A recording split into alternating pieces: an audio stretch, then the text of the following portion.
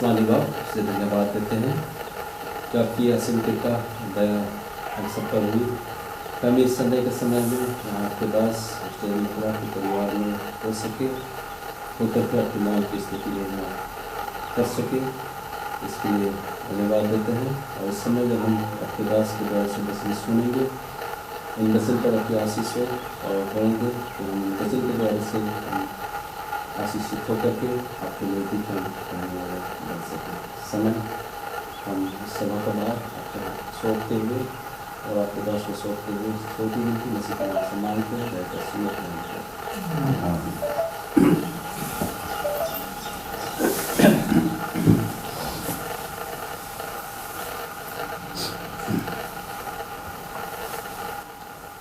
आप सबको good evening. मैं खुश हूँ विनोद सर बिना ये घर आकर के 2 दिन के बाद यहाँ आया। और इस संडे के समय हम लोग वचन सुनेंगे। और सबसे पहले आप सबों का स्वागत है इस शाम के संध्या का मीटिंग के लिए। हम इतिहास में जब पढ़ते हैं तो लोगों को सभ्यता, सिविलाइज सभ्यता, लोग पहले जंगल में रहते थे, शिकार करते थे।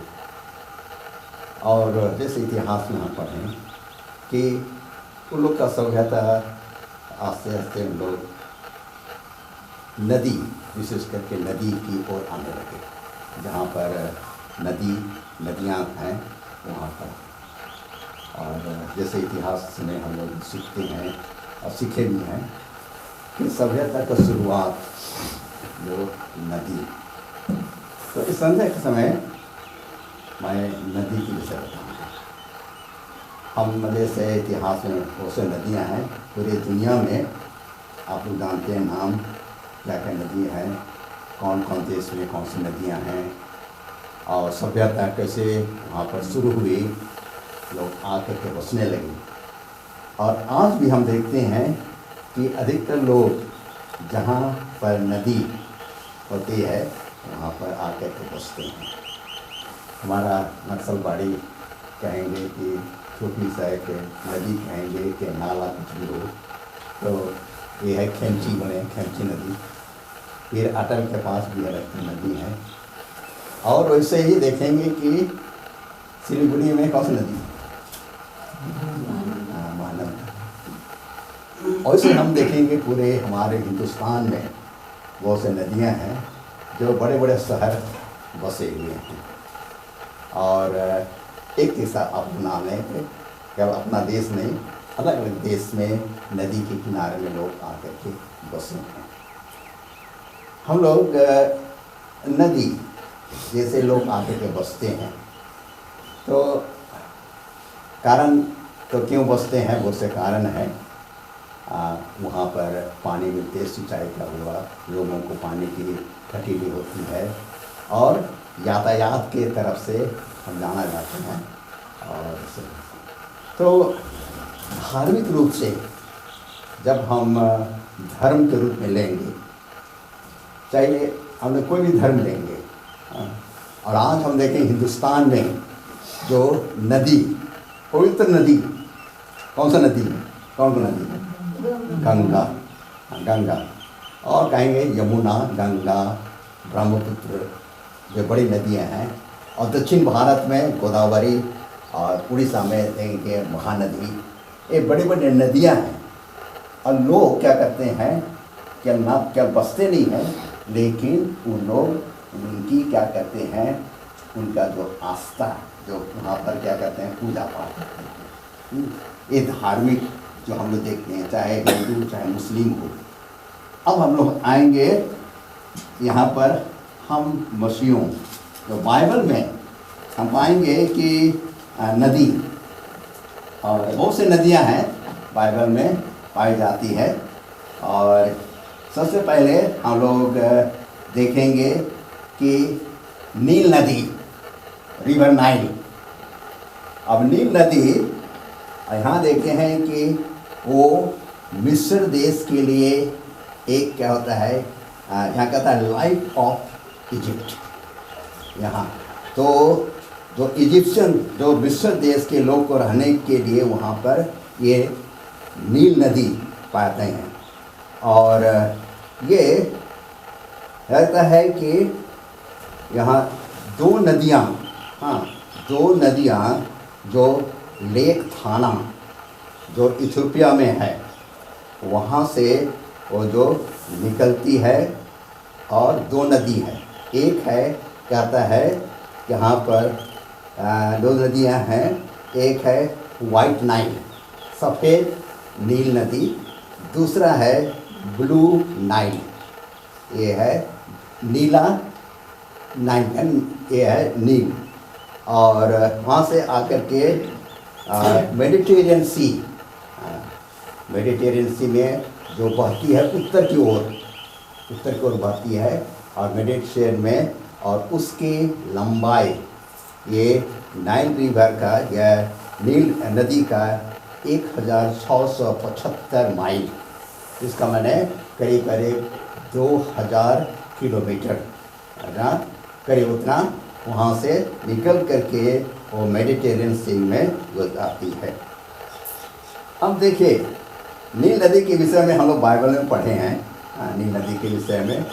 और जैसे कहता है कि मिस्र देश के लिए बहुत अच्छा, माने उसके लिए जो वहाँ लोग बसते हैं वहाँ का पानी व्यवहार करते हैं। और इसको हम लोग उत्पत्ति 15-18 में हम लोग पाते हैं। और यहाँ देखते हैं नील नदी जो यहाँ देखते हैं कि विंटर में बारिश होती है।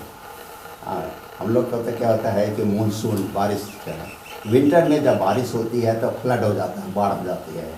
और ये मिस्र देश के लिए बहुत ही, आज भी हम देखते हैं जैसा प्राचीन काल में हम लोग वहाँ देखे कि फेरो राजा के फिरौन राजा थे, और हमारे जो बंधुए कहेंगे, हमारे जो बाप दादे वहाँ इस्राइल वहाँ पर थे, और वहाँ पर एक गुलाम के तौर पर वहाँ रहते थे। तो यहाँ हम लोग देखते हैं कि 3 विशेष चीज़ हम बाइबल में पाएंगे नील नदी के विषय में। पहला है कि नील नदी के विषय में पाएंगे कि मूसा को कहाँ कुछ नदी में रखा गया था, नील नदी में। सो बास्केट टोकरी बना करके उसकी जो बहन थी, दीदी थी मरियम, उसको देखभाल कर रही थी, तो नील नदी में उसको एक टोकरी में रखा गया था। तो हम बाइबल के तौर से हम देखेंगे कि नील नदी एक बहुत विशेषता हम मसीहों के लिए है कि मूसा को कहाँ रखा गया था, नील नदी में रखा गया था। दूसरा हम पाएंगे कि जब 10 विपत्ति आई, परमेश्वर जो इजिप्शियन के बीच में तो मिस्र देश में विपत्ति भेजा, उस समय तो एक विपत्ति क्या हुआ, ये नदी का पानी क्या हो गया, खून जैसा लाल हो गया, और नदी में जितने भी जीव जंतु थे सबको क्या मरने लगे। ये भी हम देखेंगे कि ये साक्षात रूप में उस समय हुई जब परमेश्वर ने क्या किया, ये विपत्ति वहाँ पर भेजी मिस्र देश में। अब कैसे हम देखते हैं कि अब जैसे याकूब के संतान जो याकूब जैसा जोसेफ और उसके जो उसके घराने जब आए, उस समय फिरौन राजा बहुत खुश हुए, क्योंकि जोसेफ एक प्रधानमंत्री के तौर पर थे, और उनको यहाँ कहा जाता है कि कहा जाता है कि वे इजिप्ट जो कि 2 नदी, जैसे मैं कहा कि नील नदी आकर के मिल जाता है, वाइट नील और क्या है, एक वाइट वाला और एक ब्लू वाला। तो वहाँ पर क्या बन जाता है, जैसे मेन जगह जो कि नील नदी होता है, डेल्टा बन जाता है। डेल्टा क्या कहते हैं, प्राइस नहीं, डेल्टा हिंदी से नील कैनल है डेल्टा, तो वहाँ डेल्टा बन जाता है। तो ये डेल्टा के पूर्वी भाग में बहुत उपजाऊ, और वहाँ पर क्या है, फिरौन राजा किनको बसने के लिए कहा? इस्राएलियों को बसने के लिए। कौन सी जगह था? हाँ, गोशन में, वहाँ पर। और वहाँ पर चरहा के लिए, उनके लिए, क्योंकि भेड़ बकरियाँ थे, तो इसी कारण उनको क्या किया, वहाँ पर उनको जगह दिया गया। तो हम देखते हैं कि नील नदी का 3 महत्व, और वो से महत्व हम देखते हैं बाइबल में। अब हम लोग पाएंगे कौन सी नदी? जॉर्डन नदी, यरदन नदी। यरदन नदी हम लोग पाएंगे, और ये कहाँ से शुरू होती है? माउंट हरमोन, माउंट हरमोन से शुरू हो करके कहाँ पर अंत होती है? डेड सी में, मरा सागर में अंत होती है। जिस प्रकार हम देखते हैं कि गंगा कहाँ शुरू होती है? गंगोत्री ना, गंगोत्री से शुरू होती है, बहते हुए आती है। तो ये जॉर्डन नदी, यरदन नदी, ये हरमोन से शुरू होती है और मारा सागर में चली जाती है। यहाँ हम देखें कि जॉर्डन का जो बहुत से क्या शाखाएँ, ट्रिब्यूटरीज हैं, इसमें 4 शाखाएँ हैं। अब इसके विशेषता हम देखें, यहाँ यहोशू 3:15 से 17 में, यहोशू 3:15-17 में कौन सी घटना देखते हैं? यहाँ पर उस घटना को हम पाएंगे कि जब यहोशू इसराइलियों को क्या करता है, उस जगह, उस समय यरदन नदी को वो लोग क्या करते हैं, पार करते हैं। और याजक संदूक लेकर के आगे के जाते हैं, पैर जैसे पानी रख, जैसे अपना पाँव को पानी पर रखते हैं तो क्या होता है, भाग जाता है। तो यहाँ पर इस वचन में हम लोग जब पढ़ते हैं यहोशू 3:15 से 17 में, तो इसराइल क्या किया? इसराइल वे यरदन नदी को पार किए। ये विशेषता और ये हम बाइबल में हम पाते हैं। फिर दूसरा है कि यरदन नदी में जॉन द बैप्टिस्ट, यूहन्ना क्या कहता है? बपतिस्मा प्रचार करता है, मन फिराओ क्योंकि स्वर्ग का राज एक निकट है। ये यरदन नदी में। और यरदन नदी का खूबियत यह है, यरदन नदी को कहता है कि सबसे छोटी, सबसे लंबी नदी कहते हैं। It is the shortest and longest river. कैसे हुआ था शॉर्टेस्ट एंड लॉन्गेस्ट रिवर? मैं याद करता हूँ मेरे मामू पीढ़ी, पास्टर पीढ़ी की जो बताए कि हाँ, वही बताया कि शॉर्टेस्ट एंड लॉन्गेस्ट रिवर। क्यों? क्योंकि क्या होता है, जबकि धारा उन्हें बहुत से नदियाँ हैं जो कि उन्हें प्राय सीधा जाते हैं, कभी थोड़ा सा गिरते हैं, लेकिन जॉर्डन नदी क्या है, ऐसा करके फिर उलटता है, ऐसा करके ऐसा आता है, फिर होता है ऐसा करके, घूमते घूमते घूमते ऐसा करके ऐसा जाता है। इसी का नापने से क्या होगा कि शॉर्टेस्ट हो गया, और खींचने से क्या होगा, लॉन्गेस्ट हो गया। So Jordan river is a shortest और लॉन्गेस्ट रिवर। यहाँ हम बाइबल में जैसे नए नियम में हम लोग पाते हैं कि मरकुस 1:9 में, मरकुस 1:9 में हम लोग पढ़ेंगे इसको। नए नियम में है मरकुस 1:9, या यरदन नदी, मरकुस 1 उसका नाम। यूहन्ना वहाँ पर क्या करता है, प्रचार करता था और लोगों को बपतिस्मा देता था। मरकुस 1 उसका 9 पर फिर खोले तो पढ़ देंगे। उन दिनों में यीशु ने गलील के नासरत से आकर यरदन में यमुना से बपतिस्मा लिया। हाँ, यहाँ देखते हैं कि एक विशेषता हम पाएंगे यरदन नदी का। यूहन्ना बपतिस्मा देने वाला वहाँ प्रचार करते थे। और अभी पढ़े हम लोग सुने कि यीशु ख्रिस्ट कहाँ बपतिस्मा लिया, किससे बपतिस्मा लिए? यूहन्ना बपतिस्मा देने वाला। और कौन सी नदी में? हाँ, यरदन नदी में वे बपतिस्मा लिए। तो यहाँ देखते हैं कि यरदन नदी का जो विशेषता हम पाएंगे बाइबल में। और फिर से पुराने नियम में हम आएंगे, और पुराने नियम में कौन सा घटना याद करते हैं? घटना चलिए, कौन सा उन्हें घटना है पुराने नियम में? ये घटना जब एलिसा ने किससे कहा? एलिसा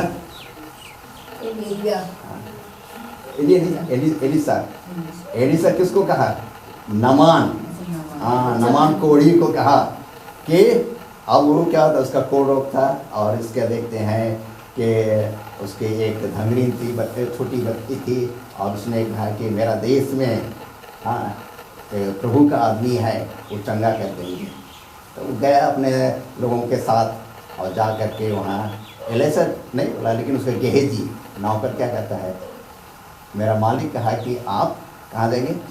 यरदन नदी में जा कर के वहाँ पर कितना बार डुबकी मारी? 7 बार डुबकी मारी। अब इस कहानी को हम लोग पाएंगे बाइबल में, और यहाँ देखते हैं कि यरदन नदी का विशेषता हमारे क्या होता है कि जो कि धार्मिक पुस्तक में लिखी हुई है। मैं एक घटना बताता हूँ, आप लोग हंसिएगा चाहे कुछ भी हो। ये जैसे मैं शुरू में कहा, नदी है लोगों के लिए बहुत पवित्र माना जाता है ना, हाँ। और हमारे लिए भी, हम सबों के लिए भी लोग सोचते हैं कि ये पवित्र जगह है। लोग जब ये यरूशलेम टूर के लिए, मैंने जो क्या अपने होली लैंड, हाँ, होली लैंड के लिए जाते हैं, तो उस समय क्या करते हैं? यरदन नदी का पानी लेकर आए हैं। और मेरे मामू की फादर पीडी को जो वो भी लाए थे, कहाँ से? यरदन नदी का पानी। और अब मेंबरों को किसको सब बांट दिए, ये है, हाँ। और लोग क्या करते हैं, जैसे दूसरे मिशन वाला सब जाता है ना, ये है आशीष पानी। क्या है? आशीष पानी। इसको समय समय पर बच्चों को, बड़ों को कोई ये रखे जिससे कि नज़र ना लगे, तो ये सब विश्वास होता है। अच्छा, मैं अब बता रहा हूँ कि सबसे पहले ऐसा था, रुड़की में 2-3 बार गया हूँ, और ऐसा समय क्या होगा कि हरिद्वार जाने के लिए, तो ये गंगा का जो शाखा जो बांधा हुआ है हरिद्वार में, और मेरे साथ और थे स्टूडेंट्स थे, और मैं उसमें रांची में काम करता था, तो उस काम के लिए मैं रुड़की गया था। और वहाँ पर काम तो बोलेंगे नहीं, लेकिन हमको काम दिया गया था। एक थे जो वर्कर थे, वर्कर में टीचर थे, ये मिस्टर मंडल, एक मिस्टर मंडल में नहीं, ये मंडल में दूसरा थे। तो उसको कुछ दौरा या पागल था, तो मेरे मामू पीढ़ी को जो सबसे पहले काम दिया कि लाने के लिए उसको, कहाँ पर? रुड़की में वो काम करता था। तो इसी कारण मैं वहाँ गया था, और मुझको हरिद्वार नोएल कर्टिस अभी तो नहीं है, उसको बोले कि जाओ हरिद्वार। देखिए ठीक है, मैं जाऊँगा हरिद्वार। तो उसके साथ में चले गए हरिद्वार। ये पहली बार हरिद्वार देखा गंगा नदी, और लोग विश्वास के अनुसार क्या कहते हैं कि ये पवित्र नदी है। और ये नमान कितना बार डुबकी किया? 7 बार डुबकी किया।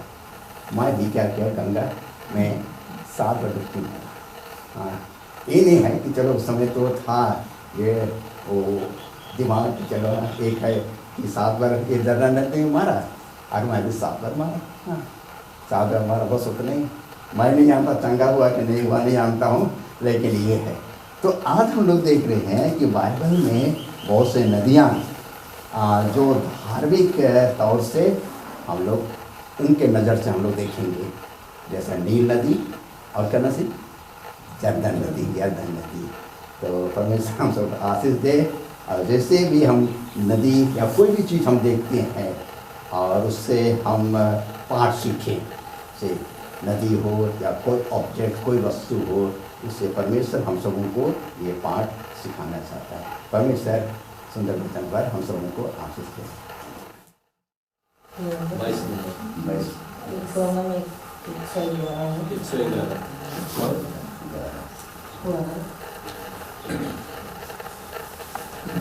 धन्यवाद देना चाहूँगा ईश्वर को कि हमें नदियाँ के बारे में, जो पवित्र नदी है उसके बारे में हमें अवगत कराएं, इसके लिए धन्यवाद देते हैं।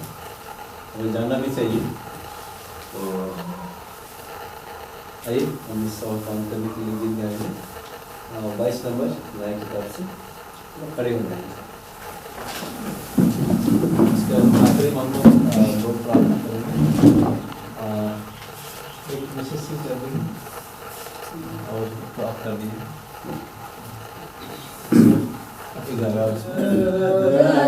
पार मेरा कीना देश दिख रहा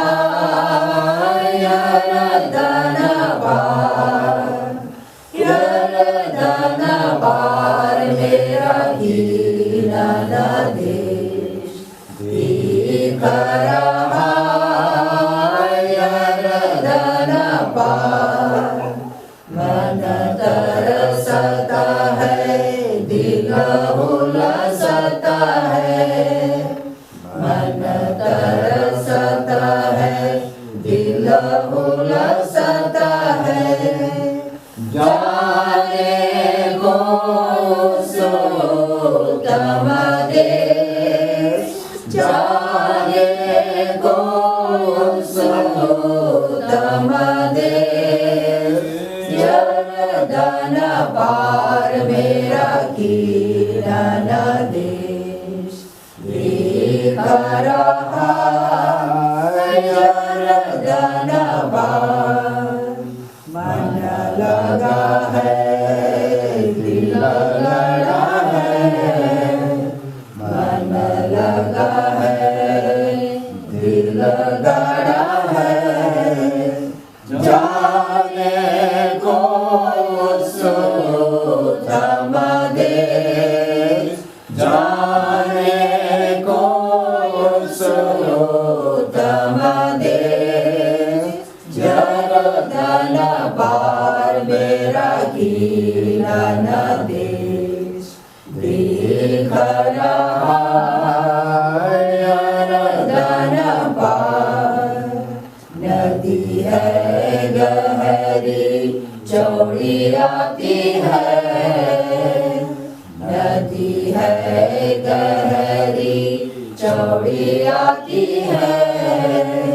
कैसे जाऊं मैं उसके पार, कैसे जाऊं मैं उसके पार।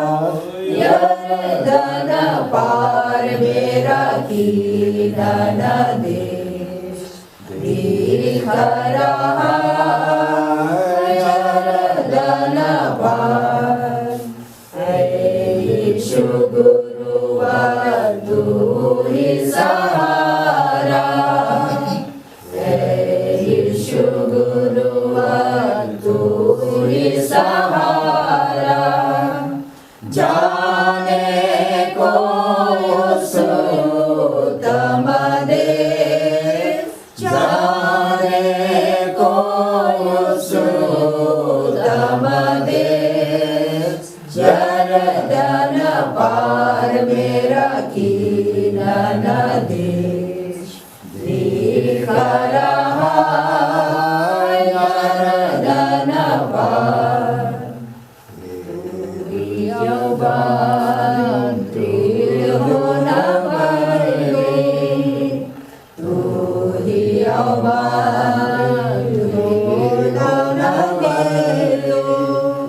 क्योंकि तेरे संग में हवा है, क्योंकि तेरे संग में हवा है। यरदन पार मेरा कीना देश दिख रहा